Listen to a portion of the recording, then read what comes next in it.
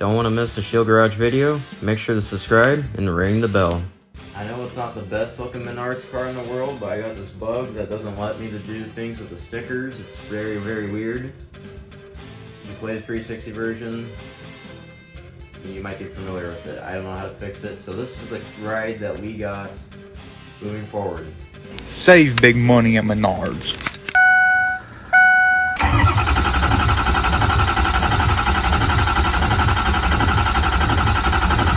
You piece of So last week out, Dale Jr. took the points lead. We had a bad race, but we still finished second behind Dale and her Jr. So that puts us up to second.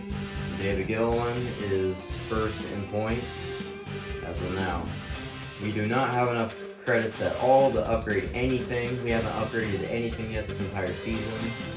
So we're just going to hit the track with mostly defaults. Once again, we're going to be running this new Menards car. And let's see, this one, I know we're going to want brakes. And we definitely are going to want chassis. I don't want to go too over budget, so I think that's all we're going to run with. Once again, I'm not too excited for qualifying, so we'll see what happens here. Currently 14th, we'll probably I can't talk. We'll probably plummet here in a little bit. That's fine, man. That's a good slot. I told you. I mean, it's better than Vegas, but still. Welcome to Fox Sports coverage of the Subway Fresh Fit 500. Mike Joy with Darrell Waltrip for this annual Duel in the Desert. Mike, it's an interesting racetrack. It's 1 mile. It's been reconfigured, and they got that dog leg up the back, and that opened up some passing lanes, if you will. You can cut that dog leg, but you got to be careful when you come back up on the track.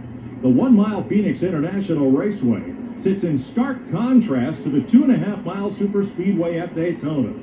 Today, we'll have a chance to see who the early season flat track specialist of the NASCAR Sprint Cup Series is. Let's go racing in the desert, boys and girls. Car inside at your door. So we are underway here at Phoenix. Car on the bottom, one back. Car inside. This is not a good racetrack for me, so I am not expecting anything too great.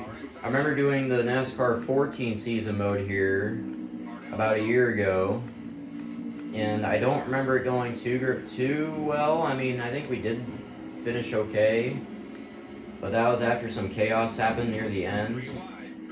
Does the 98 think that he's clear all around?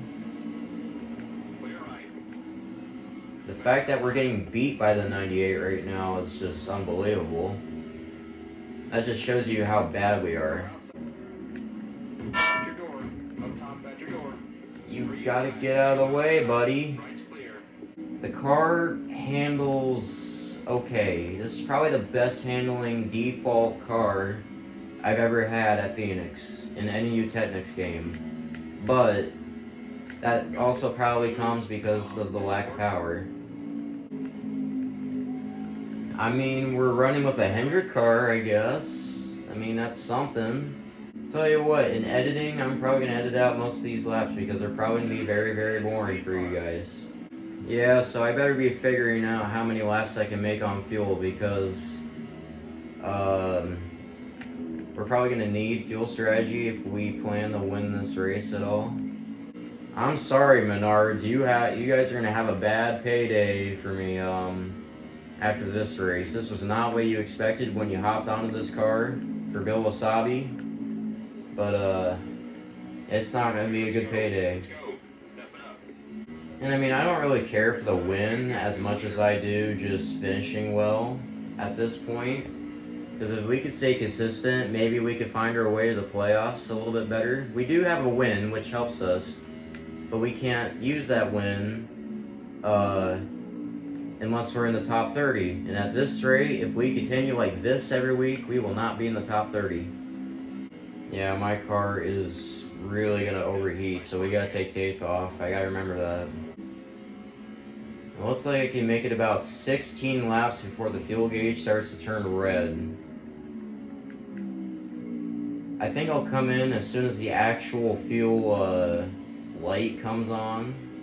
Because the fuel gauge may be red, but the light's supposed to turn red here in a little bit. Once that turns red, I'll start coming in and I'll know or how far I can make it. There it is. So I can make it about 17 laps on a full tank. Or maybe even a little further. I just gotta remember that now. So I think now I'm gonna come in the pit road. Casey Kane's the leader. I hope I wasn't speeding there. Loosen it up, 4 tires, fill it with fuel, and we're gonna take a lot of tape off. And I think I already took wedge out, so that'll be what we're planning to do here. Yep, I'm a lap down. I think almost everybody's a lap down, and I'm in last place though too. I don't know how that happened. Are you kidding me? Are you fucking kidding me? I'm in last fucking place? So now we're kind of at the boring part of the race where it's just kind of me and nobody else. Like I said, Jimmy Johnson is almost like, he's in turn 2. I'm in turn 4. There's a good chance we'll probably be a lap down before the end of this thing. Meanwhile, Kevin Harvick has taken the lead and he's put everybody else behind me 1 lap down, which is concerning. So hopefully I won't go a lap down before pit stops being made. But at the rate that's going, I don't think that's going to happen because I'm in turn 1 as they're hitting the start-finish line. Hey all, Scott here, and this is bad. Real bad. You know, I don't even think we'll have enough laps left to do fuel strategy. I think we're just screwed. Unless maybe I only take 2 tires and splash of fuel, but I don't know if that'll even get us to the end. I gotta come in. I gotta come in right now. I can't stay out here any longer. Not with that tire. Easy, man, easy. Speeding on pit roads, not what we need right now. Let's get plenty of fuel in there. Nope. Right side tires, splash of fuel, and take 1 bit of, actually, forget the tape. Let it blow up. We can't, never mind. I just fucked ourselves. It's gonna be 10, fuck. I moved the tape and it cost us 2 seconds.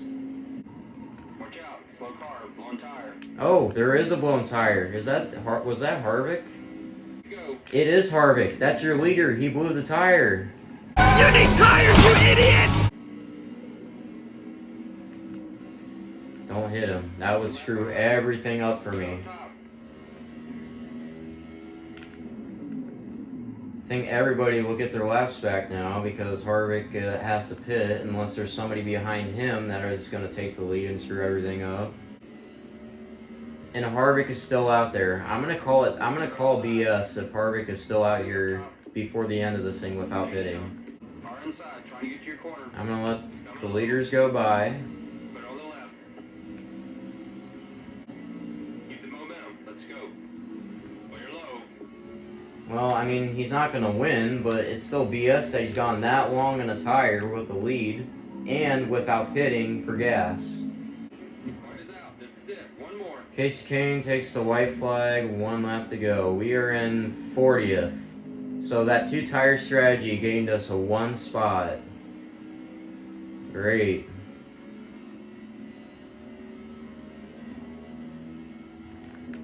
So it was a very stupid race for Bill Wasabi.